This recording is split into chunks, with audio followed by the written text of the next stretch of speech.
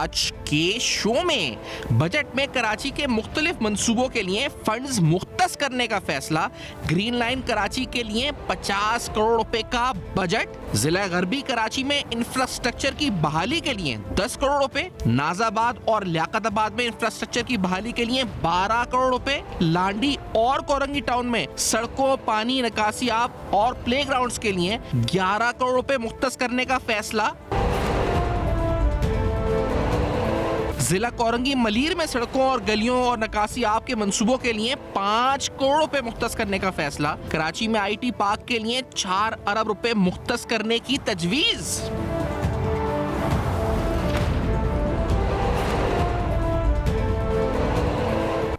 अस्सलाम वालेकुम। बस पर्दा हक़ाइक़ सनसनीखेज़ इंकशाफ़ात प्रोग्राम बेनकाब में हूँ आपके साथ सफ़ान खान। नाज़रीन, बजट है, बजट से पहले कौमी इक़्तिसादी जो आपका कमेटी है उसका इजलास नेशनल इकनॉमिक काउंसिल का हुआ है, वज़ीर-ए-आज़म के ज़ेर सदारत इजलास हुआ है। इसमें जो आपका एक तो माशी अहदाफ हैं आपके अगले साल के, उसका तयन भी होता है और साथ में हम ये भी एक प्लान तैयार कर रहे हैं कि हमारा जो डेवलपमेंट एक्सपेंडिचर है वो कितना होगा, सूबों का आउटले कितना होगा, वफाक का अपना आउटले कितना होगा, किस प्रोजेक्ट के लिए क्या मुख्तस किया जाएगा। जो मजमूई तौर पे आपके सामने हेडलाइन में चीज़ें रखी हैं वो इंतहाई अहम है क्योंकि शहर कराची के लिए कुछ अहम मनसूबों का ऐलान हुआ है। मैं सिर्फ आपको एक रिकैप दे दूं, जब भी आपने हेडलाइन में सुना है ग्रीन लाइन के लिए 50 करोड़ रुपए का बजट, ये वफाक ने कहा है।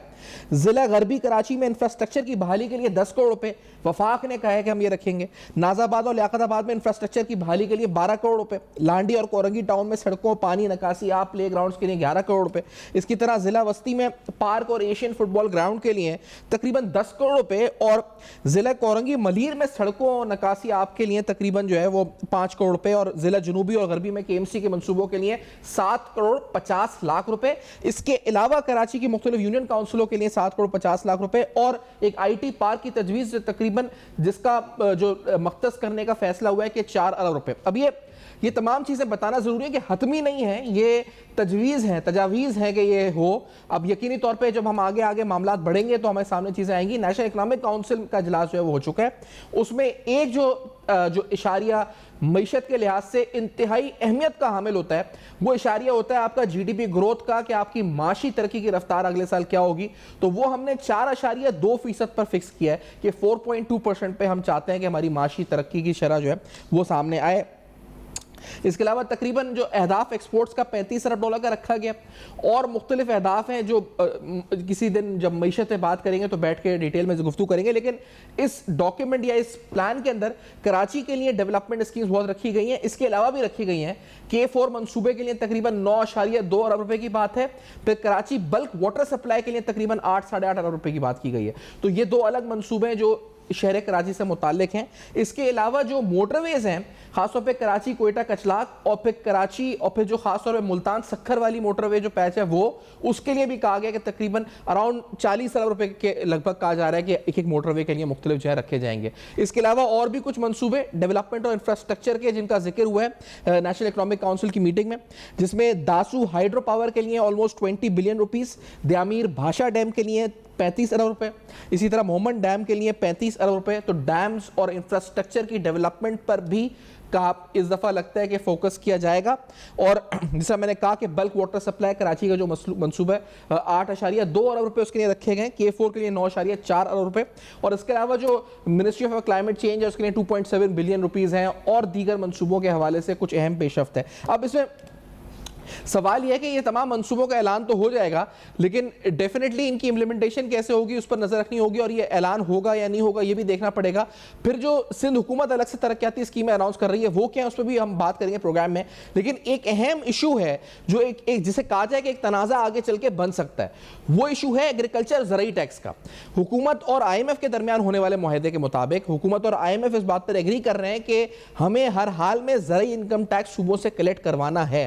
अच्छा, सूबे बजट है कि NFC के शेयर को रिव्यू किया जाए और ज़रूरी इनकम टैक्स के ऊपर वो कहते हैं कि हुकूमत जो है वो IMF से रीनेगोशिएट करे इस मामले को, क्योंकि हम ज़रूरी इनकम टैक्स इस वक्त जो सूबों के इतलाक के हवाले से मामला है उस पर उनको शदीद नौयत के तहफ़्फ़ुज़ात और तनाज़ात हैं। तो ये एक ऐसा इशू है जो शायद आगे चलकर जिस पर हम बात करेंगे कि वफाक और सूबों के दरमियान, सिंध हुकूमत हो गई या दीगर हुकूमतें हो गई, उनके दरमियान एक इशू बन सकता है। एग्रीकल्चर इनकम टैक्स इस कैन बी एन इशू अगर कहा जाए आगे जाकर एक अहम तरीन मामला ये बन सकता है। तो इस पर हुकूमत किस तरह डील करेगी, ये बड़ी अहम बात है। अच्छा, IMF की जो कंडीशन सामने आई थी इस बजट से मुतालिक, उसमें वाज़ेह तौर पर था कि भाई आप आज से कटौतियां करेंगे अपने इदारों में, आप नई हायरिंग नहीं करेंगे, आप राइट साइजिंग करेंगे पब्लिक सेक्टर एंटरप्राइजेस में।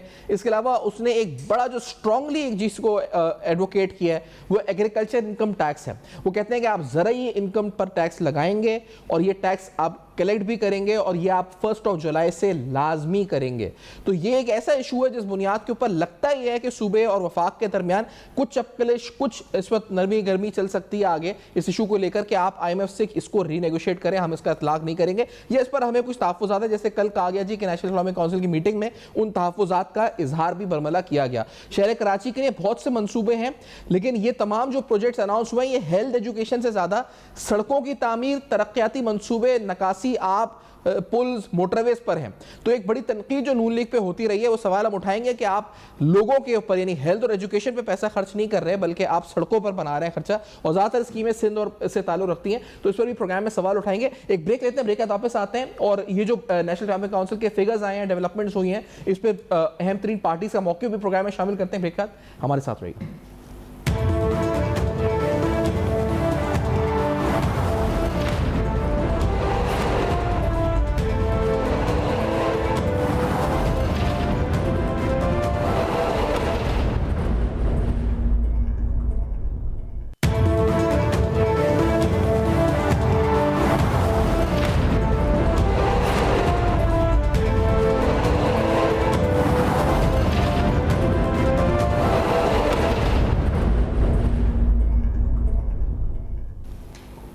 Welcome back. आप देख रहे हैं बेनकाब में अहम तरीन सवालात और ख़ासतौर पे शहर कराची के लिए बहुत से मंसूबे हैं। तो तर्जुमान सिंध हुकूमत है मुस्तफ़ा बलोच साहब प्रोग्राम में साथ मौजूद हैं। मुस्तफ़ा साहब, बहुत सारे मंसूबों का ऐलान हुआ है, मतलब ऐलान तो अभी नहीं हुआ, हम कह सकते हैं कि उन्होंने तजवीज़ दी है।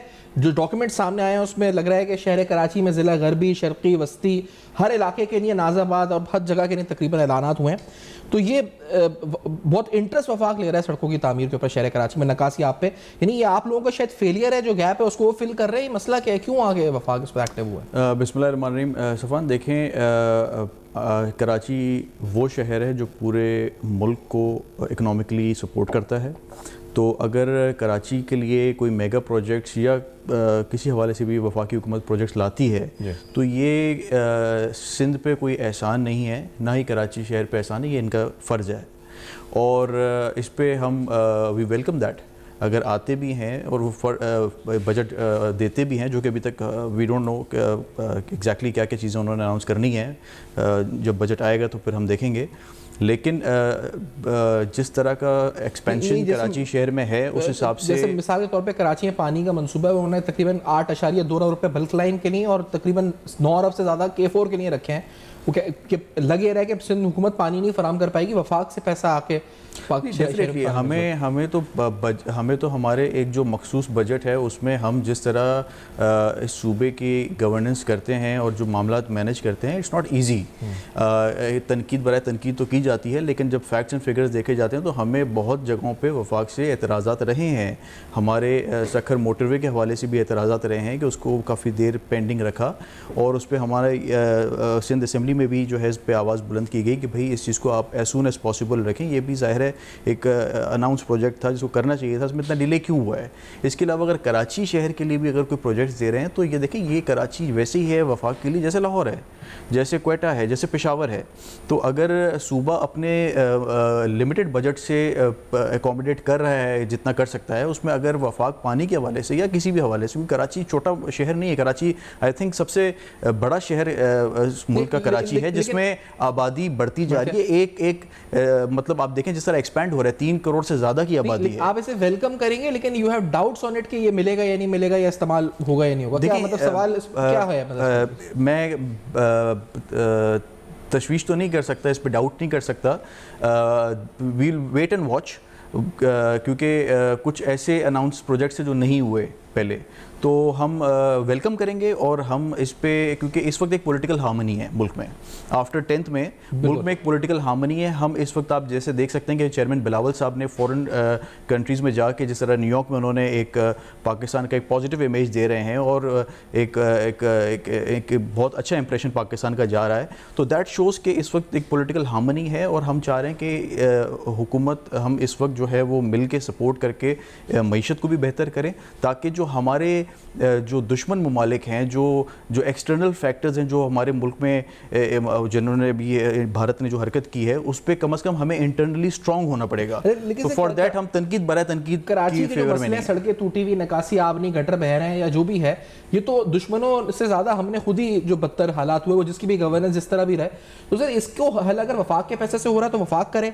आपके मतलब जो भी कोई हल तो हो ना इस मसले का, कोई ना कोई। देखें बिल्कुल सफान, हमें तो हल चाहिए मसले। हम और मोटर में भी अनाउंस हुई है वैसे, जिसका आप कह रहे हैं कि उसके 40 बिलियन उन्होंने शायद, हम सवाल ये है कि हम क्यों नहीं चाहेंगे कराची की सड़कें ठीक हो, हम क्यों नहीं चाहेंगे कराची के शहरियों को पानी मिले, या हम क्यों नहीं चाहेंगे कराची के शहरियों को गैस मिले, लेकिन यहाँ इश्यूज़ इतने हैं और उन इश्यूज़ को अगर हम जब एक्सपेंड और करने पे आते हैं, जब हम उसको बाइफरकेट करते हैं कि भाई ये मामला जो है वो हमारे डोमेन में नहीं है, ये मामला वफाक के डोमेन में, तो आम पब्लिक नहीं समझती, लेकिन हम फिर भी उससे बरीज़िम्मा नहीं होना चाह रहे। हमें वोट लेना है इन्हीं लोगों से, इसी शहर से हमने मेयर इलेक्ट किया है, इसी शहर से हमने प्रोविंशियल और कौमी असेंबली की सीट्स ली हैं। तो हम, मेयर साहब ने तो कहा था गवर्नर साहब को कि आप पैसे दिलवा दें, तो अब तो वफाक पैसे दे रहा है सर, तो बड़ी खुशाइन बात है, नहीं तो ये बड़ी अच्छी बात। देखें, अगर वफाक देता है और वो प्रोजेक्ट्स अनाउंस होते हैं और उनके बजट रिलीज होते हैं, तो डेफिनेटली मेयर क्रेडिट एमक्यूएम को जाएगा, नून लीग को जाएगा, किसको जाएगा? ये जो अगर ये फंड्स आते हैं, ये प्रोजेक्ट्स आते हैं, नाजाबाद में अगर डेवलपमेंट हो रही है, लियाकताबाद में डेवलपमेंट हो रही है, मलीर कोरंगी, देखें कोई चीज़ ढकी छुपी नहीं होगी। अगर वफाक की तरफ से कोई स्पेशल प्रोजेक्ट कराची के लिए अनाउंस होता है जो कि 100% वफाक बजट दे रही है, तो हमें कोई क्रेडिट लेने का शौक नहीं है। हम इस वक्त चाह रहे हैं कि वफाक का राइट है प्रोविंस को सपोर्ट करने का, और कराची एक मेगा सिटी है। कराची में अगर फंड्स आते हैं, ये कोई, मैं फिर ये कहूँगा कि कराची शहर के लिए कोई फेवर नहीं है, ये कराची का राइट है। तो अगर आता है तो हम उसको वेलकम करेंगे, और हमारा मकसद ही, जो मेयर साहब की आप बात करेंगे, उन्होंने गवर्नर साहब को कहा था कि आप जो इतनी तनकीदें कर रहे हैं, आप वफाक के नुमाइंदे हैं, आप वहाँ से बजट लाएँ और उस चीज़ को बैठ के हम आपको जो प्रोजेक्ट्स हैं वो भी हम आपको बता देते हैं, क्योंकि ज़ाहिर है इलेक्टेड मेयर हमारे पास है। तो वो इसका मकसद ये था कि जॉइंटली कोऑपरेट करके हम काम करना चाह रहे हैं। हम कोई इसमें कोई रेस नहीं है, हम कोई सियासत नहीं करना चाह रहे इस वक्त हम चाह रहे हैं कि शहर का एक जो भी डायनामिक्स हैं, जो भी इशूज़ हैं, उसको बैठ के सॉल्व किया जाए। तो अब हम उम्मीद करते हैं कि मैं इस पे आऊँगा आगे जाके, ज़रूरी इनकम टैक्स वाला जो मसला है, आपने पॉलिटिकल हार्मनी का जिक्र किया, can this be a reason जिसकी वजह से पॉलिटिकल हार्मनी डिस्टर्ब हो आपकी? क्योंकि IMF को ये कह चुके हैं 1 जुलाई से इम्प्लीमेंट करना है, आपके सूबे का मौक़िफ़ क्या है इस बारे में? वैसे किस हवाले से? ये एग्रीकल्चर इनकम टैक्स के ऊपर, ज़रूरी इनकम टैक्स के ऊपर। देखिए, ज़रूरी इनकम टैक्स पे जब ये मामला डिस्कस होगा पार्लियामेंट में बजट सेशन में, तो ही बात हो सकती है बेहतर।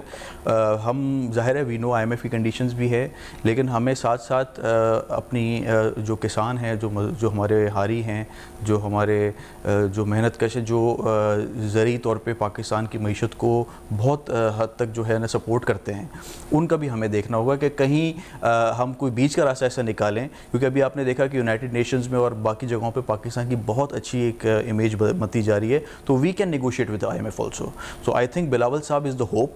उन्होंने जो इंटरनेशनली एक पाकिस्तान का एक पॉजिटिव इमेज दिया हुआ है, he can do a lot of things. तो इस हवाले से भी हम पॉजिटिव हैं कि अगर IMF से ही बात करनी होगी तो इस पर भी हम कोई ना कोई रेमेडी निकाल लेंगे किसानों के लिए, और ये एग्रीकल्चर टैक्स पे भी कहीं ना कहीं हम कोई हल बात तो वफाकी हुकूमत करेगी। आप वफाकी हुकूमत से मुतालबा कर रहे हैं कि आप इस पर बात करके दरमियान का रास्ता, बिल्कुल दरमियान का रास्ता क्या होगा? मतलब इसको खत्म कर दें या इसको कलेक्ट ना करें? मे बी इसको फॉर अ टाइम बिंग इसको पुशअप करें, क्योंकि इस वक्त मईशत हमारी इतनी अच्छी नहीं है कि एक आम किसान जो है वो मज़ीद टैक्स बर्दाश्त कर सके। तो कोई ना कोई हल निकालना पड़ेगा। उस पर हम वफाकी हुकूमत से, ज़ाहिर है कोई हमारा तर्ज सियासत बाकी जमातों की तरह, हुकूमत अगर मुआहदा कर चुकी है IMF के साथ और मतलब कह चुकी है कि जी हम करने जा रहे हैं, फिर क्या हो इसका? देखें, अगर तो वफाकी हुकूमत ने साइलेंटली मुआहदा किया हुआ है, उसका मैं कुछ नहीं कह सकता, लेकिन अगर वफाकी हुकूमत की कोई अंडरस्टैंडिंग IMF के साथ है जिस पे टेबल टॉक हो सकती है मज़ीद, क्योंकि पाकिस्तान की मईशत अब पॉजिटिव साइन भी दे रही है, तो वी कैन कन्विंस IMF कि हम जब बाकी चीज़ों पे आपकी अमल दरामद कर रहे हैं और उस पर हम पॉजिटिव ग्रोथ भी दिखा रहे हैं, हमारा ग्रोथ स्केल भी अच्छा जा रहा है, तो कहीं हमें लेवरेज भी दिया जाए और कहीं हमारे इन किसानों को जो कि बिकॉज जो हमारी प्रोडक्शन है क्रॉप्स की, जो हमारी एक्सपोर्ट है क्रॉप्स की, ये मेरे ख्याल में यही एक बैकबोन है हमारी मईशत का। तो ये अगर इस पर हम मज़ीद प्रेशर देंगे तो यहाँ से हमें और मज़ीद नुकसान ही होगा। तो इसलिए मैं कहता हूँ कि इस पर मज़ीद जब बजट सेशन में बातें होंगी तो ये चीज़ें खुल के सामने एक ब्रेक लेते हैं नाज़रीन, ब्रेक के वापस आते हैं और हम जो वफाकी इक़्तिसादी काउंसिल के इजलास के बाद आने वाले फिगर्स हैं, अहम तरीन फैसले, अहम तरीन स्कीम्स हैं, उस पर गुफ्तगू कर रहे हैं। एग्रीकल्चर इनकम टैक्स पे बात हो रही है, माशी जाविये से भी इसको समझेंगे, वफाकी हुकूमत का मौक़िफ़ भी जानने की कोशिश करेंगे। एक ब्रेक लेते हैं, इस ब्रेक के वापस आते हैं, हमारे साथ रहिए।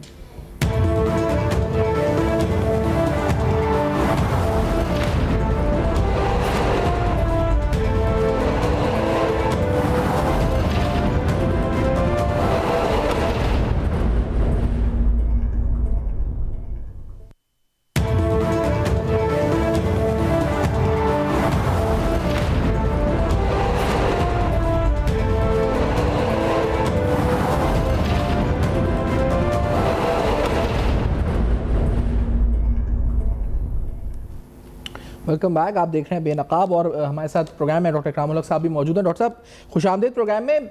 आप थोड़ा समझाइए कि ये जो इशू है कि एग्रीकल्चर इनकम टैक्स वाला जो रिपोर्ट हुआ है नेशनल इकनॉमिक काउंसिल के इजलास से, उससे तो तासुर ये जा रहा है कि सूबों ने एतराज़ किया, वफाक एग्री कर चुका है, तो उसका लीगल स्टेटस क्या है? वी हैव टू इम्प्लीमेंट और वी कैन डिफर इट, क्या आपको लगता है सर इकराम साहब?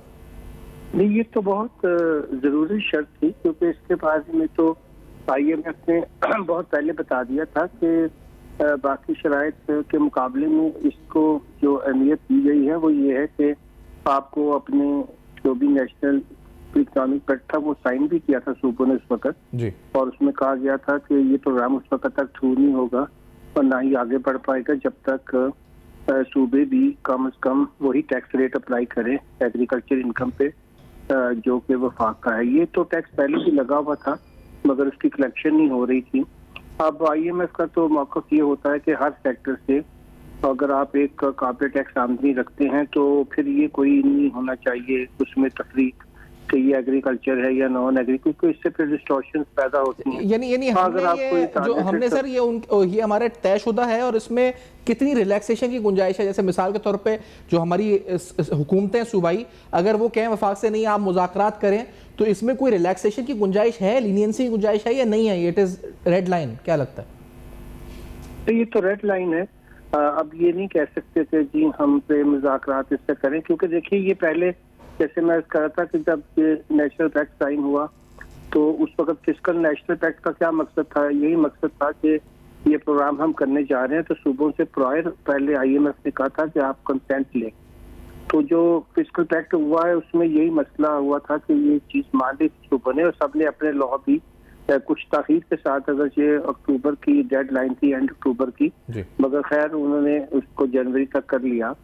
तो इस कदर रिलैक्सेशन तो चलिए उन्होंने IMF ने दे दी कि चूंकि आपने इसकी कलेक्शन ही ये इस टैक्स ईयर से करनी है तो आपने लॉ जनवरी में भी कर लिए, तो 6 महीने फिर भी लोगों के पास टाइम है कि वो अपनी एडजस्टमेंट्स कर सके।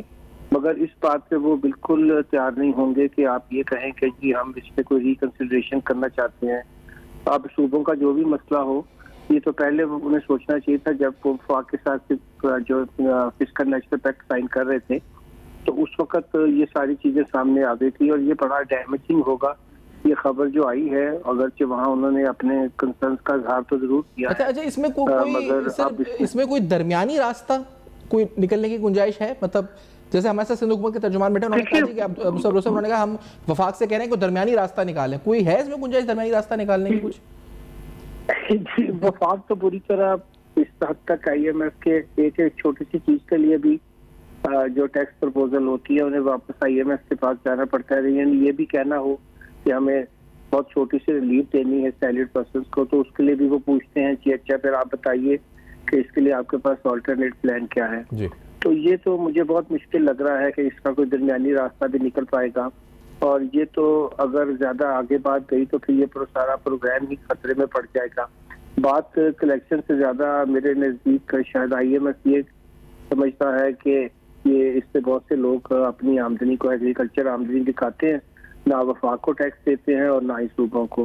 हालांकि वफाक ने ये भी डाली कि अगर कोई उस पर टैक्स नहीं अदा करेगा तो फिर उसको अनएक्सप्लेन्ड इनकम समझ के उसकी इनकम टैक्स में ऐड कर दी जाएगी, मगर ना तो वफाक ने कोई तवज्जो दी ना सूबों ने। अब ये डिस्टॉर्शन जो है इसको वो हर हालत में ख़त्म करना चाहता है IMF, और इस पे वो किसी किस्म की कोई गुंजाइश नहीं और कोई फ्लेक्सिबिलिटी क्रिएट नहीं करेगा। सही सर, तो साथ ही रहे ये there is no chance, no room कि फ्लेक्सिबिलिटी इसमें कोई हो सके। आपने एग्रीकल्चर इनकम टैक्स पे एग्री कर दी है और you have to implement it. अब नेशनल इकोनॉमिक काउंसिल में सूबों ने एतराज़ किया है, आपने भी कहा दरमियानी रास्ता, लेकिन कोई गुंजाइश नहीं है इसकी, तो अब क्या होगा इस पर, आपका स्टैंड आगे? देखें, देयर ऑलवेज एक दरवाज़ा बंद होता है दूसरा दरवाज़ा खुलता है। अगर कहीं हमें लिमिटेशंस हैं या कहीं रेड लाइंस हैं जिसकी वजह से हम IMF की कंडीशंस की वजह से कुछ नहीं कर सकते एग्रीकल्चर टैक्स पे, तो definitely there are other alternatives जिसकी अगर तरफ हम जाएं तो we can give relief to the farmers. तो ज़ाहिर है इस पे वफाकी हुकूमत का भी कंसर्न होगा। मैं समझता हूँ कि ज़ाहिर है पंजाब उनको पता है, उनका भी कंसर्न होगा। ज़ाहिर है उनको पता है कि वहाँ पे पंजाब गवर्नमेंट उनकी है, उनको भी इफेक्ट होगा इससे, और हमने भी एतराज़ इस पे रखा है और आप मज़ीद भी ज़ाहिर है डिस्कशन करेंगे इस पे वफाक से। लेकिन मकसद ये है कि किसी न किसी तरीके से we have to give relief to the farmers. इस पे कोई एग्रीकल्चर अपना रेवेन्यू छुपाने के लिए कोई अगर वो ये बात आ रही है, I think this is not the case. ये मज़ीद टैक्स कलेक्ट करने के एक मेरे ख्याल में कोई ज़रिया है जिससे शायद ये IMF की सोच है कि इससे ज़्यादा जो है वो टैक्स कलेक्ट होगा तो ज़्यादा उनके जो है वो जल्दी लोन्स पे ऑफ होंगे। लोग अपनी इनकम कंसील कर रहे हैं, इसमें छुपा रहे हैं और उसकी फ़ायदा उठा रहे हैं कि उसका जो IMF का तासुर है जिस वजह से वो कह रहा है, और फिर इसमें कोई चांस नहीं कि आप कह रहे हैं कि इसके एवज हम कुछ और उनको रिलैक्सेशन दे दें। बिल्कुल दे सकते हैं, उस पर मेरे ख्याल में बहुत ऑप्शंस अवेलेबल होंगे, बिकॉज डेफिनेटली गवर्नमेंट के पास प्लान्स होते हैं, ऑल्टरनेट्स भी होते हैं, और अगर बाय सम हाउ कि हम IMF से इस वक्त मज़ीद नेगोशिएट नहीं कर पाते इस वक्त, तो हमें कहीं ना कहीं से रिलीफ भी देना पड़ेगा। अच्छा, लेकिन इसमें इकराम साहब ये बताएं कि ये जो हमने नेशनल इकोनॉमिक काउंसिल का इजलास देखा, उसमें जो ये जो मामलात आए हैं कि हम शहर कराची में नाजाबाद में ये बनाएंगे और इधर ये होगा, तो लियाकताबाद में रोड की तामीर और कोरंगी में ये, मलीर में ये, फिर मोटरवेज, आपने देखा ये पूरा जो डेवलपमेंट आउटले हमारा जो SDP का आया है सामने, कि आप क्या ये डायरेक्शन सही है, पहले तो ये बताइएगा, और दूसरा ये कि हम ये इम्प्लीमेंट कर भी सकेंगे या नहीं कर सकेंगे। ये हर दफ़ा PSDP बस ऐलान होगी और हम बस सुनेंगे कि इतने हज़ार मिले थे, हमें एलोकेट हो रहे थे, मिले नहीं मिले जी बात की बात है। क्या इस पर आपका क्या मौक़िफ़ है, नुक्ता नज़र है? इस साल भी आप देखिए तो बड़ी मुश्किल से वो 50% तक भी नहीं पहुंच पाई। ये तो हमेशा से PSDP का प्रॉब्लम रहा है कि एलोकेशन ज़्यादा हो जाती है और खर्च हो नहीं पाता है। जो पिछले मंसूबे हैं उनकी रन ओवर कॉस्ट देखिए कितनी है, तो ये तो हर शक्ल में इसकी वेस्टेज भी और इसके अंदर करप्शन के एलिमेंट भी, इनएफिशिएंसीज भी। तो शौक तो बहुत है हमें कि हम ये तरक्याती मंसूबे अनाउंस करें, मगर आपने देखा कि फिर जो तरक्याती मंसूबों की जो रन ओवर कॉस्ट थी, इसमें नीलम जेरल से लेकर आज दिया बादशाह डैम की क्या हालत हुई है। तो ये इस तरह की हरकतें जो हैं जिसमें सवाई ये कि ब्यूरोक्रेसी के पैसे बनते हैं और पॉलिटिशियंस के, और कोई संजीदगी से हम ऐसे मंसूबे नहीं बनाते जिससे इनकम जनरेशन हो और हमारी हालत भी बेहतर हो, इंफ्रास्ट्रक्चर भी बेहतर हो। इंटरनेट तो हमसे सही चलते नहीं है, और इस तरह के फजूल मंसूबे बना के अब आप किसी जगह एक स्टेडियम बना देते हैं, वहाँ सारे साल में एक मैच होता है और बाकी पीरियड में वहाँ पे गाय वैसे बस को घास चल रही होती हैं। तो ये ललायक किस्म की जो हरकतें हैं ये जब तक हम छोड़ेंगे, एक तरफ एग्रीकल्चर पे टैक्स लगाकर आप जो 6 लाख की लिमिट रख के जो गरीब किसान है उनको तंग करना चाहते हैं, दूसरी तरफ आप इस तरफ पैसे ज़ाया करते हैं PSDP में। तो अगर आपको थोड़ी सी अकल हो तो कम से कम आप ये कर लेते कि जब IMF से बात हो रही थी तो आप कहते थे ठीक है अगर हमने एग्रीकल्चर पर भी टैक्स लगाना है तो फिर जो कम से कम 12 लाख तक की इनकम है उस पर सारे छोटे किसान सारे कवर हो जाते। अब भी उनको क्या परेशानी है, वो सारे अपने लॉसेस पे क्लियर कर दें, क्योंकि वो तो बेचारे सारे लोन्स पे चल रहे होते हैं और हालत उनकी है कोई नहीं। हाँ अलबत्ता उनसे मुझे कोई दिलचस्पी और हमदर्दी नहीं है जो अपना नहीं। सवाल ये कि एक तो ऐसे मंसूबे अनाउंस हो रहे हैं कि जो आपको लगता है कि जिसमें किकबैक्स या कमीशन है, चले वो एक अलग बात, लेकिन ये इम्प्लीमेंट भी होती है नहीं होती, ये सिर्फ ऐलान नहीं होता है PSDP कि भाई ऐलान हो गया कि ये है, ऐलान ही होते हैं। आपने देखी इसमें से 80% तो इम्प्लीमेंट भी नहीं कभी हुए, बस ऐलानात हो जाते हैं और बस खुश हो जाते हैं कि जी अब कर्जा लेकर ही तो करना है ना सारा कुछ। जाहिर है वफाक के पास इतने पैसे नहीं है, और अब तो सूबे भी माशाल्लाह कर्ज लेने के माहिर हो गए हैं, तो इनके पास पैसे तो होते नहीं है, तो फिर तरक्याती मंसूबे तो सारे कर्ज लेकर ही पूरे करने होंगे, और कर्ज की कॉस्ट जो है एक और बात जो सूबों ने की वो एनएफसी के शेयर की भी बात भी की है कि उसको रिव्यू किया जाए। क्या आप लोग क्या बढ़ाना चाहते हैं? क्या इस वक्त रिव्यू क्यों मुतालबा ऐसे वक्त पे कर रहे हैं जब ऑलरेडी हम बड़े सीरियस? देखिए शैफान, हमें तो इस वक्त सिंध हुकूमत को तो आप अप्रिशिएट करें इस बात पे कि इस हाईली इकोनॉमिक क्राइसिस के दौरान हमने अपने डेवलपमेंट के प्रोजेक्ट्स कंटिन्यू रखे। हमने अपने हेल्थ सेक्टर को, जो कि पब्लिक प्राइवेट पार्टनरशिप के ज़रिए चल रही है, चाहे वो NICVD हो, आपके गंबर्ट इंस्टीट्यूट ऑफ मेडिकल साइंसेज हो, ये सारे वो इंस्टीट्यूट्स और जो बाकी प्रोजेक्ट्स भी हमारे पब्लिक प्राइवेट पार्टनरशिप के ज़रिए चल रहे हैं, इनको हमने होल्ड ऑन नहीं किया, इनको हमने कॉम्प्रोमाइज़ नहीं किया। जो आप ये जो शारे भुट्टो जो आप देख रहे हैं, यहाँ से आपके जो स्टूडियो है यहीं से ही गुजर रहा है, तो ये भी एक मेगा प्रोजेक्ट है जिसको हमने एक प्राइवेट सेक्टर को एंगेज करके, क्योंकि हमारे पास रिसोर्सेज ज़ाहिर है लिमिटेड है ना, हम अब इन रिसोर्सेज के साथ हम बाकी जमातों की तरह रोना धोना नहीं कर सकते। हमने इसी से अपने सूबे की तरक्याती काम भी करने हैं, और जो हमारे एडमिनिस्ट्रेटिव चीज़ें हैं जो कि ऑनगोइंग चल रही हैं, चाहे वो हेल्थ सेक्टर हो और एजुकेशन सेक्टर हो, उस पर भी हमने फंड्स देने हैं। तो हम इस लिमिटेड बजट के साथ भी अगर काम करें तो डेफिनेटली हम वफाक से ही रिक्वेस्ट कर सकते हैं कि आप नज़र षानी करें, और इस पे जो है वो हमारा शेयर जो ज़्यादा बनता है वो आप हमें दें, ताकि मज़ीद बेहतरी हो और आवाम की खिदमत मज़ीद बेहतरी दे सके। ठीक है सर, मैं बहुत शुक्रिया करूँगा मुझसे आपने प्रोग्राम में ज्वाइन किया, और इकराम अल हक साहब का भी बहुत शुक्रिया जिन्होंने वक्त दिया प्रोग्राम में ज्वाइन किया। सर, तो हमने देखा कि इकनॉमिक प्लान जो सामने आया, जो माशी अहदाफ का तयन हुआ है, साथ में एक जो हमारे डेवलपमेंट एक्सपेंडिचर्स हैं उनका आउटले क्या होगा, यानी किस किस मनसूबे में किस किस स्कीम में कितने पैसे लगेंगे, इसकी तफसीलात भी हमारे सामने आई हैं। अब इन तफसीलात को सामने रखते हुए शहर कराची के लिए कुछ मनसूबे हैं, दीगर हैं, पहले तो ये इतलाक होगा, लागू होंगे, अनाउंस ही होंगे या इंप्लीमेंट होंगे, बड़े अहम सवाल था। और दूसरी बात अहम तरीन ये भी थी कि जो ज़रई इनकम टैक्स पर इशू है, वफाक जो कमिट कर चुका है IMF को, सूबों का उस पर एक मुख्तलिफ नुक्ता नज़र है, तो अब उसमें कितनी गुंजाइश है रिलैक्सेशन की, कितनी गुंजाइश है, कितनी स्पेस अवेलेबल है कि हम कह जी कि नहीं IMF इस पर कोई दरमियानी रास्ता निकाल ले। ये बड़ा अहम तरीन सवालात पे बात हुई है, आगे जाकर ये एक अहम तनाज़ा बन सकता है। फीडबैक दीजिएगा, जरूर देखते रहेगा। अब तक अपना बहुत ख्याल रखिएगा।